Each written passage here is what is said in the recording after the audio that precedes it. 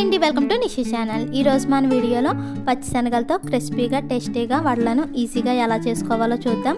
Morning టిఫిన్లోకైనా సరే, evening స్నాక్స్లోకైనా సరే ఇలా సింపుల్గా చేసుకోవచ్చు. వీడియోలోకి వెళ్ళే ముందు మా ఛానల్ కొత్తగా చూసే వాళ్ళు ఎవరైనా ఉంటే ప్లీజ్ లైక్ చేసి సబ్స్క్రైబ్ చేసుకోండి. ముందుగా బౌల్ తీసుకుని 1 కప్పు వరకు శనగలను వేసుకోవాలి. అలాగే వాటర్ వేసుకుని 6 గంటల వరకు నానబెట్టుకోవాలి.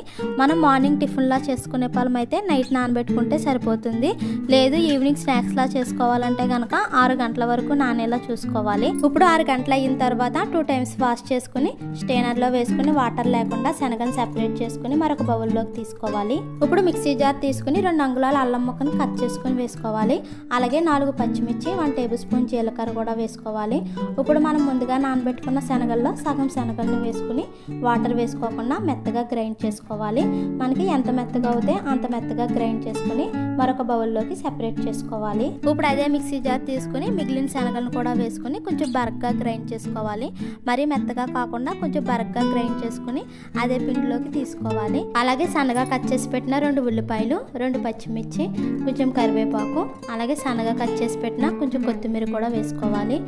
ఇప్పుడు రుచికి సరిపడిన సాల్ట్, 1/2 టేబుల్ స్పూన్ పసుపు, 1/2 టేబుల్ స్పూన్ జీలకర్ర పొడి, 1/2 టేబుల్ స్పూన్ ధనియాల పొడి వేసుకుని మొత్తం కలిసేలా కలుపుకోవాలి. మనం వాటర్ అనేది వేయకుండా మొత్తం కలిసేలా కలుపుకోవాలి.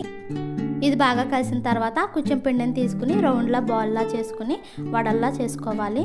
వడలు మరీ పలచగా కాకుండా మరీ దళసరిగా కాకుండా మీడియం సైజులో వడల్లా చేసుకోవాలి. ఇప్పుడు గ్యాస్పై ప్యాన్ పెట్టి ఆయిల్ వేయాలి. ఆయిల్ బాగా హీట్ ఎక్కిన తర్వాత మనం ముందుగా చేసుకున్న వడలను వేసుకుని మంటని మీడియం ఫ్లేమ్లో పెట్టి గోల్డ్ కలర్లోకి వచ్చేంత వరకు ఫ్రై చేసుకోవాలి. మనం మంటని హై ఫ్లేమ్లో పెట్టి ఫ్రై చేసుకోవడం వల్ల ఈ వడలు అనేవి బేగా కలర్ మారిపోతాయి. అంతేకాకుండా మధ్యలో పిండిలా ఉండిపోతుంది. అలా కాకుండా మంటని మీడియం ఫ్లేమ్లో పెట్టి ఫ్రై చేసుకోవడం వల్ల మనకు లోపల నుంచి బాగా ఫ్రై అవుతాయి.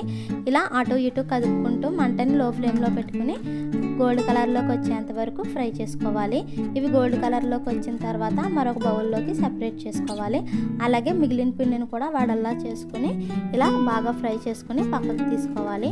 అంతే, మనకు చాలా సింపుల్గా క్రిస్పీగా టేస్టీగా వడలు అయితే రెడీ అయిపోయాయి.